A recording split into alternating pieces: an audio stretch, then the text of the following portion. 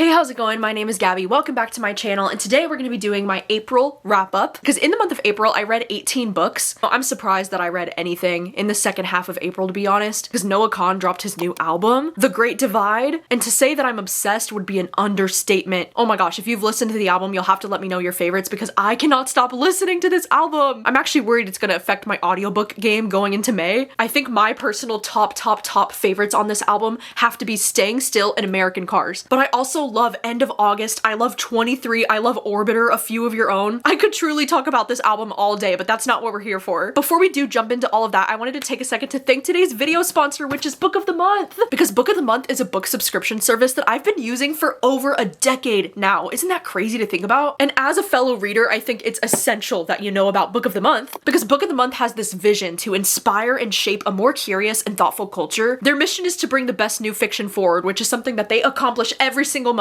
You know, I get so excited, like it's one of my favorite days of the month to find out what the Book of the Month selections are gonna be. It's like Christmas morning all the time, because I love that every single month they have anywhere between 5, even up to 7 book selections to choose from, and they're always choosing books across so many different genres, so there really is something for everyone. Honestly, there's nothing better to me than like discovering new books because of Book of the Month, because sometimes they're choosing books that I've never heard of before, but then I also get equally excited when they have some of my most anticipated books of the year as monthly selections. And because I've been using Book of the Month for such a long time, I love owning the Book of the Month editions and having all of the spines matching on my shelf. It's just so aesthetic to look at. Plus, they offer the best prices on new hardcover fiction books, as well as free shipping and a loyalty rewards program. Because I guarantee right now, if you walk into any bookstore, you're gonna find a new hardcover fiction book to be anywhere from like $28, even up to $30. But this month, for a limited time, when you use the code FLORAL, you can get your first book for not only $5. Plus, you will also get this mini tote from Book of the Month. Oh my god, how cute is this? It's even more mini in person than I was expecting it to be, and I love it. For the month of May, I ended up picking 2 books, even though it was really hard for me to decide which 2 to get. But the first one that I got is this one called The Burning Side, and this is a literary fiction book that I've been so excited to read because of how much I loved the book The Bright Years from this author when I read it. I just love this cover too. Is it not the most gorgeous cover you've ever seen? And then I also ended up picking up one of my most anticipated romance books of the entire year, and that is Our Perfect Storm by Carly Fortune. Because after the way that I loved One Golden Summer last year, like that was genuinely one of my favorite romance books that I read last year, I've been highly anticipating this one. Definitely be sure to use that code FLORAL and to use the link down in the description. And thank you so much to Book of the Month for sponsoring today's video. Now let's get into the books. So like I said at the beginning, I did read 18 books this month, but I did have a number of DNFs, and these are some books that I got really far into. One of those ended up being Nowhere Burning by Catriona Ward. I did talk quite a bit about this book in the vlog where I tried to read it, but I got like 100 pages into this and I was just so not vibing with it. I just really didn't like the writing in this at all. And this book didn't really read like horror to me, which is what I was expecting. It kind of read more like dark fantasy or something. I don't know. I just really wasn't vibing with this. I also tried to read the new romance called Game On by Nevessa Allen. I was so excited for this book because of how much I love Lights Out, which is the first book in this series. This one's the 3rd book in the series. And unfortunately in this book, I DNF'd it at like the 15% mark, because what do you mean? Why was it so insta-lust? I was like, dude, I don't care about these two. Like, why are we dry humping on each other in the first 10% of the book? And not to mention the fact that we also follow the guy Tyler in this book, who was a character in Lights Out, and I just really didn't care for his character in Lights Out either. I also DNF'd the book For Human Use, and this is one that I was so excited about because it's described as like a sci-fi horror. It's this weird book where you have this app where you can like get a date with a dead person. I don't know, the concept sounded so cool and so interesting, but the book itself, the writing is just really not for me, and I was so bored by the perspective because you kind of follow almost from this like clinical, like legal perspective, and it was more about like the legal side of things as opposed to like the user experience with this app, which is kind of what I was hoping for. I don't know, I was really not invested, and I DNF'd this one after about 30% of the way through the audiobook. I also actually DNF'd so much sci-fi this month. Like, I don't know if it's just me and my pea brain right now, you know, because like I mentioned, the Noah Kahan album dropped and like I didn't want to listen to anything else. Because I DNF'd Automatic Noodle. I do think this one's gonna be like a permanent DNF for me because I don't think I'm really interested in this book. But then I also DNF'd The Deep Sky. I got about 80 pages into this one and I just wasn't really vibing with it. But again, it might just be my brain right now. Like, I might have to come back to this one in the future. And I also DNF'd the book Beings, and this one, I can't decide if this is like a permanent DNF or not, but this one, I want to say I got like 80 to 100 pages into this one before I DNF'd, and it was mostly because this book was reading a lot more like historical fiction as opposed to sci-fi, and it just wasn't exactly the vibes that I was expecting it to be, but like the writing was really beautiful, so like I might come back to this one in the future. And if you were wondering, over on my Patreon this month, I did have an exclusive video that was dedicated to the book The Ending Writes Itself. I did an entire like dedicated reading vlog to this one, talking about spoilers. So if you want to see that reading vlog, I will have the link included down below. Now, without any further ado, let's go ahead and jump into all of the books that I read this month. I'm going to be starting with my lowest rated books that I had this month and working my way up to the top highest rated. So coming in with my lowest rated book that I had this month, and one of my least favorite books that I've read this entire year, is going to be The Night We Met by Abby Jimenez. Oh my gosh, you have no idea how much this pains me to say that this book was 1 star. I've already ranted about this book pretty extensively in the reading vlog where I read it, so if you missed that reading vlog, I'll have that link down below if you want to see me like lose my shit over this book. But I just found this to be so disappointing, and to be honest, like I'm kind of surprised that this is even something that Abby Jimenez would put out, because this does not have any of the charm or any of the banter or anything that I love about her previous romances was like missing from this book entirely. All of these characters were awful and they were all kind of douchebags and I couldn't stand any of them, and they called their dog Wolferine. I just couldn't stand that. I was actually excited about the messiness of this book, you know, because this whole story is about this girl who starts to catch feelings for her boyfriend's best friend. And I see that some people are having issues with this book because of that, but I actually was excited for the drama. I was like, oh my god, give me the tea, it's gonna be so juicy. But like the story was not even juicy. And I actually spent most of this book feeling so bad for the boyfriend Mike, because he's clearly dealing with a lot of different mental health stuff in this book, and there was no chemistry to be found between any of these characters. Like, where was the chemistry? Where was the banter? I don't know. This was a 1 star for me because I can't think of anything positive to say about this, and I'm actually just flabbergasted. Another book that I'm so sad about that I only ended up giving 2 stars is The Ending Writes Itself by Evelyn Clark. You know, this is a new thriller that I was really looking forward to because this is actually a combination of 2 authors, one of them being V.E. Schwab, and then the other one is an author called Kat Clark. I don't think I've ever read from that author before, but because V.E. Schwab was writing a thriller, I was just so excited to read this, especially because the premise is something that really does sound fun to me, you know, because we have these 6 different authors who are coming to this private island. These 6 different writers that we're following, they only have 72 hours to finish the end of this book. Basically, there was this really famous author who died, and he died before he completed his final book. And so they're all coming to this island to try and finish writing this book, which is a setup that I've read before, but it's something that I'm always gravitating to because I love books that follow writers, and I just feel like this should have been so much fun, but it really wasn't. I mean, I was really loving the initial setup, like the first like 50 to 100 pages. I was like, okay, like this is so fun. I love how all the writers were like meeting each other and how they were all trying to guess like which genre they primarily write. And once we hit part 2 of the book, oh my god, the chapters got so long, and we kept following from the perspective of characters that like I just really did not care about. I think my favorite character by far was this guy Kenzo. He was like the horror author of the group. I did appreciate the different kind of commentary that these characters were having about like the publishing industry and like how difficult it is to be a writer in this industry. And I liked how some of it kind of felt like meta and like it was like breaking the 4th wall. But as far as like the reveals go and like the pacing of this book, oh my god, it was just so bland and so boring and so predictable. And it ended up being such a letdown, which is such a bummer because I really expected more from this. Like I mentioned, I did do an entire dedicated vlog talking about all of the spoilers for this book, so if you want to hear more of my thoughts on it, I will have that link down below. And then sadly, another romance book that I wanted to love that I just really didn't care for was The Open Era. Dude, I'm so bummed about this, you have no idea. I gave this one 2.5 stars. I actually read an arc of this on my Kindle from NetGalley because this book doesn't actually publish until June. But I was so excited to read this book because I've really been in such a mood recently where like all I want to read is like queer sports romance. But you know, something that I didn't realize about this book going into it was that the protagonist was going to be so young.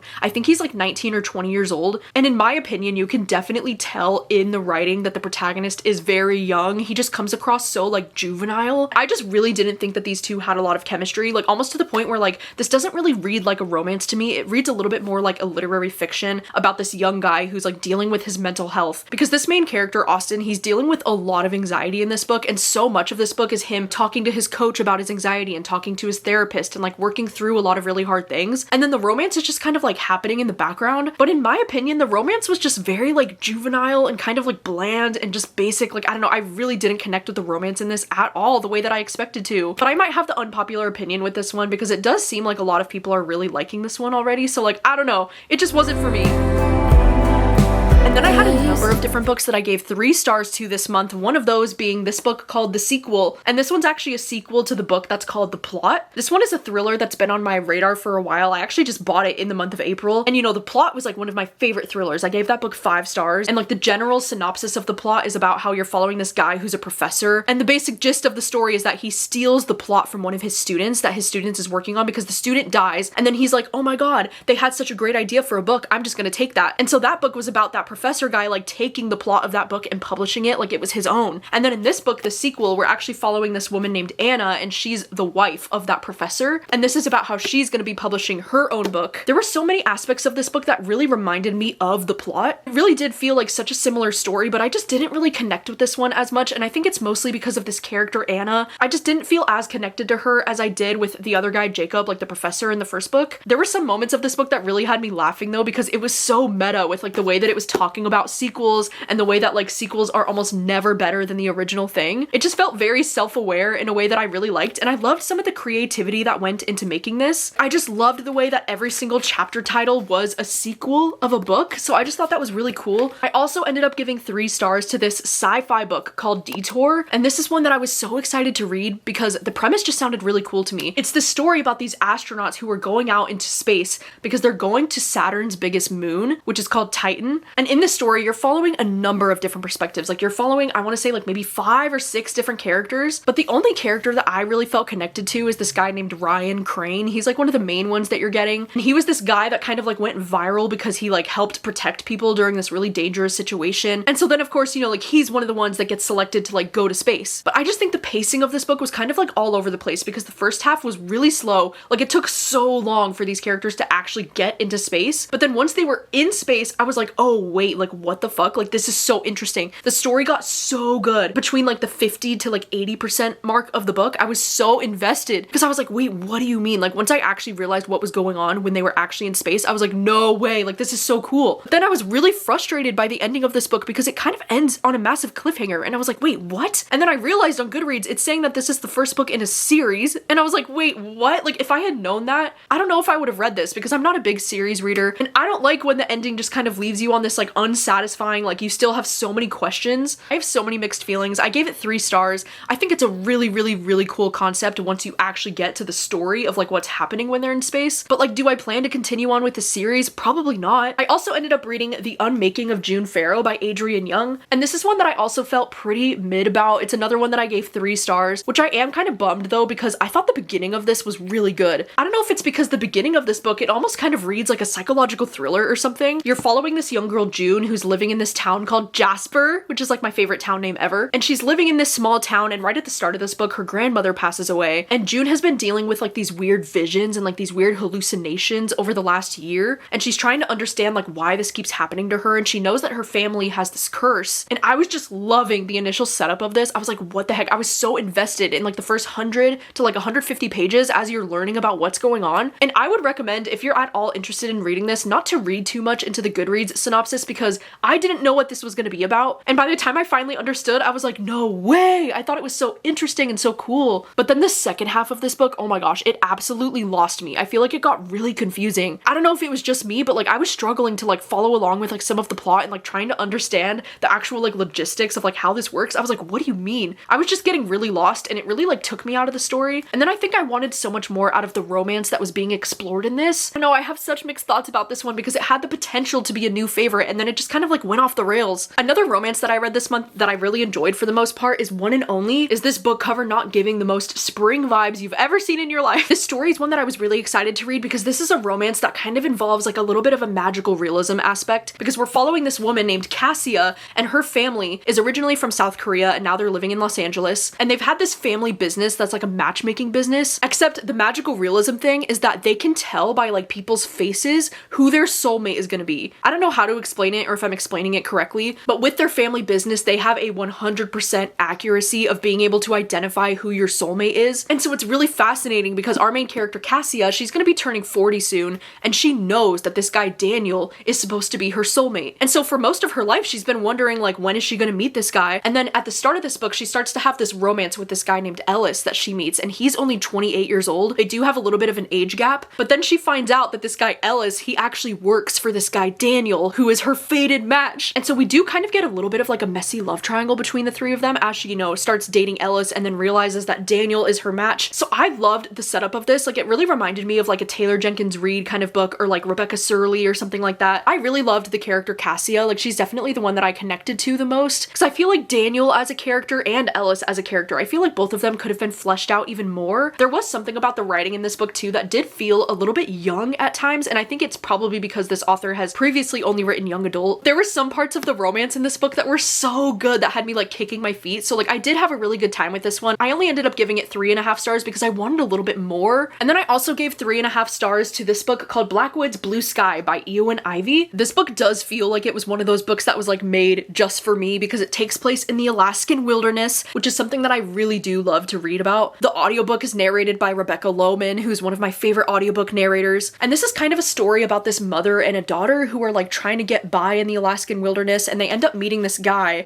Arthur. He has this isolated cabin that's like up in the mountains, and it's kind of about how she's going to be moving in with him. I really loved this character Birdie in this book. You know, she's a very young mother. She's only 26 years old. And I feel like in this story, she had such a refreshing take on motherhood, you know, because she often talks about how she doesn't feel like she's cut out for this, or like she misses who she was, you know, before she was a mother. I think the only reason why it ended up being a 3.5 instead of something higher is because it did feel a little bit repetitive to me, especially in the second half with like how much they would talk about like the difficulties of living in Alaska and surviving in the wilderness, and to talk about bears and like the danger of bears always being around. And there was also a point in the last like third of this book where the story just like completely changed, and I was like, wait, what? Just didn't love the very end of this book as much as I was loving the rest of it. I also ended up giving 3.5 stars to Before the Coffee Gets Cold. This is one that has been on my TBR for such a long time, like literally so many years. So I'm so glad that I finally made the time to read this book. And this book has one of the best premises that I've ever heard of in my life, because it takes place in this world where if you go into this coffee shop and you sit at this very specific seat, you can travel back in time, but there's all these different rules because you can only travel back in time for as long as the coffee is hot, and then as soon as the coffee gets cold, you gotta come back. I loved learning about like how this works and like all the different time travel things, because I love reading shit like this. I love time travel type of stuff. I love alternate reality type of stuff. It's like one of my favorite things to read, and so I was so invested in like the idea and like the concept. And in this story, it's really interesting because it's almost like it's divided into like 4 short stories. So you're getting the perspective of 4 different people who have done this. I thought the first chapter was by far like the most interesting to me. And then I really wasn't a fan of like the final chapter in this book. It just really didn't work for me. So I do have some mixed feelings on this, but like concept wise, it's a 10 out of 10, like so cool. But overall, this story is more like a 3.5 out of 5 for me. I definitely had some issues with it. I don't think I'm going to continue on with this book series, but I think the concept is so cool.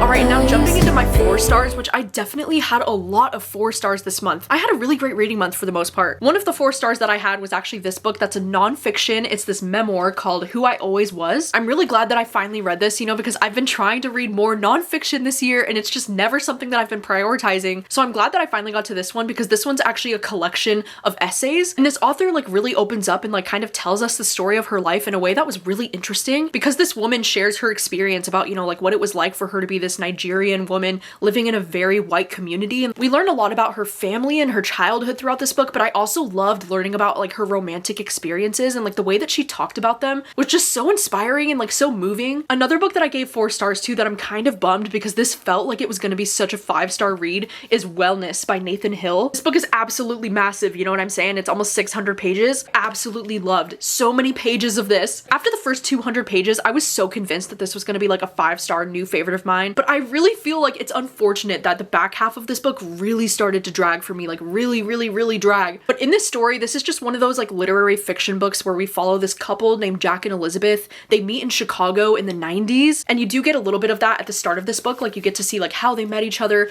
and then this story is just kind of like spanning over years and years of their lives as they're married and they start having children, and like all the different things that they go through. And I just loved it. Oh my god, the writing in this book was exceptional. It was beautiful. The way that it would talk about like winters in Chicago, it was so atmospheric, and it talks a lot about like the struggles of a marriage and like what that looks like when you fall like in and out of love with your partner over years, and how weird it is when you get to that age when like all of your friends start having children and you don't know if that's something you're ready for yet. Oh my god, I could go on and on about all of the things that I loved about this, and I could read you so many different quotes. I did end up reading quite a few quotes from this in the vlog where I read it, so I'll have that link down below because I don't want to repeat myself, but the quotes were so beautiful from this book. I annotated so many pages. I also ended up giving 4 stars to this horror book called Marion by Leah Rowan, and this one is an arc that I have. This one's publishing in the month of June. This is one that I was so excited to read because this one's actually like a retelling or like a reimagining of the horror movie Psycho. You know, the one with Norman Bates when he like famously kills that woman in the shower with his knife. This story is told from her perspective, and it reimagines what would have happened if she fought back, and if she killed Norman instead, and if Norman was only her first. I think if you enjoy like female rage stories or like good for her stories, then you're probably really gonna love this one. I really really loved that in this book, we not only get Marion's, perspective in the days like leading up to when she goes to this motel in the first place. We have a really good sister dynamic set up where her sister's with this like really awful guy who's like really abusive, and she really wants to like be there for her sister and like show up for her. And then I love that we also get another perspective in this book from this woman named Hannah, and her perspective is taking place 2 weeks after Marion's perspective. And all of this takes place in the present day, by the way, which I thought was really interesting, because the movie Psycho is from like the 1960s, I'm pretty sure. So it was really cool to see this kind of story taking place in 2023 and like how that would look different. I don't know, I just really enjoyed this one for the most part. I thought it was a really quick read, and I would highly recommend checking this one out when it comes out in June. And then another horror book that I gave 4 stars to that I really enjoyed is Nothing Tastes As Good by Luke Dumas. So in this story, we're following this character named Emmett, and at the start of this book, he talks about how he's really struggling with his weight. He's over 300 pounds and he's been trying all of these different diets and nothing seems to be working. And it says, desperate for help, he enrolls in a clinical trial for a new weight loss product called Obexity. And with this product being called Obexity, I feel like this author's trying to have a lot of commentary about Ozempic and like what's currently happening with that right now. But this book is pretty gruesome because, it turns out that this product, Obexity, it has some really killer side effects. And it seems like this drug Obexity is actually turning him into a monster. And there's a lot of irony in that because he says, how can he give it up now that people are finally starting to treat him like he's human? Man, this book was so hard hitting and so heavy at times. This book reminded me of a lot of different movies that I've seen that I've really loved. Like The Substance is definitely one that comes to mind. It reminded me of The Whale. I saw this author's post on his Instagram talking about how this book was so personal and like such a special story to this author because this author really opened up about his own struggles with his weight throughout his life. And I feel like knowing that this was such a personal story for this author just really added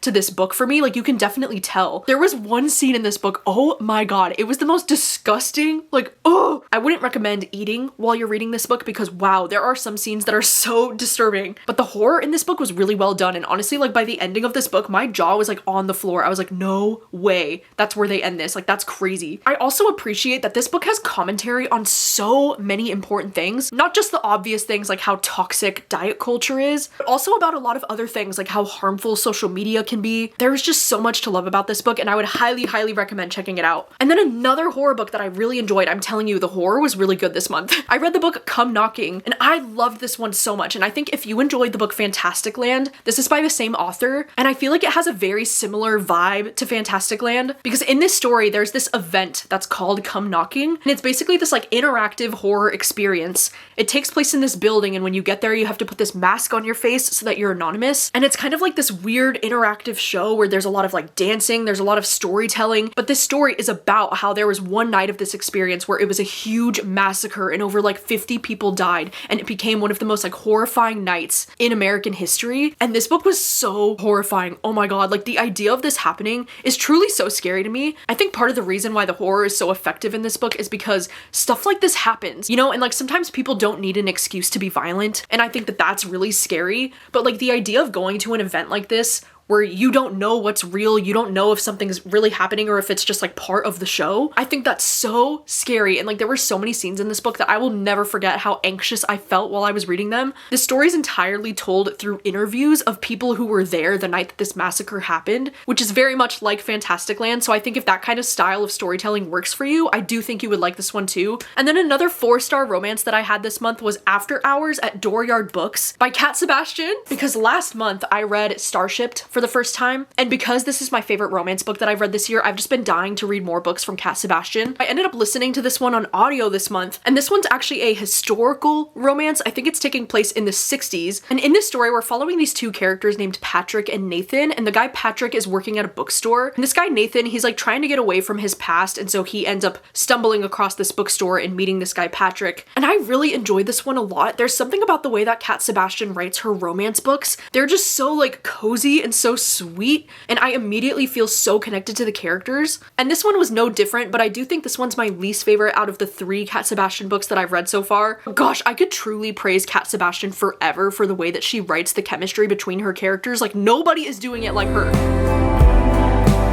Moving on to my highest rated books that I had this month, these were the best of the best. Starting with this book called A Good Person. This is one that I gave 4.5 stars. I freaking loved this. I saw this book getting pitched as Gone Girl meets Big Swiss, and I was like, okay, hold up. Because those are two books that I absolutely love. And I think this is absolutely accurate. Like, if you enjoy weird books like Big Swiss, where you're following a main character who's like not exactly likable, but she's absolutely hilarious with like her narration style, I think this would be the book for you. Because in this story, you're following this woman who has this like weird situationship happening with this guy, and this guy ends up breaking it off with her in a way that she finds really off-putting. So then it's about how she like accidentally puts this hex on him, and he ends up dying because of it. And then it's about how the police are looking into her as a potential suspect for his death. Oh my god, this book was absolutely unhinged and it was ridiculous. This main character had so many one-liners that were like cracking me up. I think it's really funny that this book is called A Good Person because I don't think that our main protagonist is that good of a person. She's very like narcissistic, she's a little bit self-obsessed, and like the way that she treats other people is like not the best. But it was so entertaining to read. Like, oh my god, she has one of the best voices in fiction that I've read in a while. I think I love this book so much because it was so darkly funny and it just really delivered on all of the like messiness that I was hoping it would. And then one of the romance books that I ended up giving 5 stars to this month is We Could Be So Good by Cat Sebastian. Because like I just mentioned, Cat Sebastian is somebody that I've been reading a lot from recently because of how much I loved Starshipped. And I'm so relieved to let you know that I had another 5-star romance book from this author. I was actually really surprised too that this one ended up being 5 stars for me because this one is also a historical romance, which I really wasn't sure if historical romance would be my thing or not, but apparently Cat Sebastian could write anything and like I will read it and I will love it. And in this story, we're following these two characters named Nick and Andy, and they're both working at this newspaper in the late 1950s. One of the characters, Nick, his father actually owns the newspaper, so like he's supposed to be the one to like inherit this in the future. And this story is literally so wholesome and so sweet, and it's about how these two are just starting to have this like unlikely friendship as he's like showing him the ropes and like teaching him how to do the job. I just loved this book so much. Like, these characters had the cutest and sweetest chemistry. Like, there were so many moments I was underlining, I was kicking my feet. This gave me all of the feelings that I want to have when I read a romance book. And there's something about the way that Cat Sebastian writes, like the romance and the tension between these characters as they're like leading up to confessing feelings for each other. Oh my god, her romance scenes are so well written. Like, she literally has me swooning like no other author is doing right now. I just adored these characters, and there were so many moments. Like, I annotated so much in this book because I wanted to come back to so many scenes. And then another 5-star that I had this month that was probably my favorite book that I read this month is Japanese Gothic by Kylie Lee Baker. Oh my god, this book. Dude, Kylie Lee Baker is just doing it like nobody else in horror right now. The fact that I just had 2 5-stars back to back from this author, because this is from the same author as Bat Eater and Other Names for Corazang, which is a book that I read last year, and it ended up in my top 15 favorite books that I read last year. Like, I loved that one. And this book was so good that I can't decide if I enjoyed this one even more than Bat Eater, which is like crazy to say, especially because this is another one that I was kind of nervous to read because I knew that it was going to involve like a historical timeline, and I'm not always big on like historical fiction in my books. It's very hit or miss for me. One of the timelines is taking place in present day, and then the other timeline is taking place in like 1870 or something like that. And in the present day chapters, you're following this character named Lee, and he is dealing with some issues with his memory. He's recently moved back home to Japan after going to NYU, and he doesn't remember what happened, but he knows that he killed his roommate. And so at the start of this book, he's trying to like remember, he's trying to like piece things together about what exactly happened, but he doesn't know. And then in the flashback chapters that take place in 1877, you're following this young woman named Sen, and she is a young female samurai. And I feel like what both of these characters have in common is like what's going on with their families. They both have really complicated relationships with their fathers. And I feel like this book talks a lot about the different, you know, expectations that get placed on you by your family. And if you read the synopsis on Goodreads, it tells you so much about this book. I would actually recommend jumping in not knowing too much, because I didn't really realize what this story was going to be about. And when I did, oh my god, I was flabbergasted. I was like, no way. It's one of my favorite things to read about, and I was so thrilled because I didn't know that was going to be like an element in this book. And oh my gosh, when I tell you that the ending of this book, oh my god, it almost made me sob. I was actually reading this book in public, and if I wasn't sitting in a coffee shop, I would have like burst into tears at the ending of this. It just hit me so hard. It was so powerful. I absolutely loved these characters and like the connection that these characters had. It was so stunning. There was an element of this book that really reminded me of The Ministry of Time, and that probably sounds really weird unless you've read both of the books, and you can probably understand why I would compare them. But I just loved this book so much, and it made me feel so much more than I was expecting to feel. Alright, so those are all of the books that I read in the month of April. Like I mentioned, it was a really great reading month. I mean, I know that I only read 18 books, but the fact that 9 out of those 18 books were either 4 or 5-star reads for me, I think that's pretty great. You'll have to let me know, what did you end up reading in the month of April? How many books did you read? Did you find any new favorites? Let me know in the comments, and also let me know if you've read any of these books that I've read this month. What are your thoughts on them? Also, I'm very excited, by the way, because the next video that you're gonna see from me after this one is going to be the Summerween announcement. That's going to get posted to my channel on May 6th on Wednesday, so definitely keep your eyes posted because I can't wait to let you know all of the details about Summerween. Thank you so much for watching as always, and I will see you very soon with another video. Bye!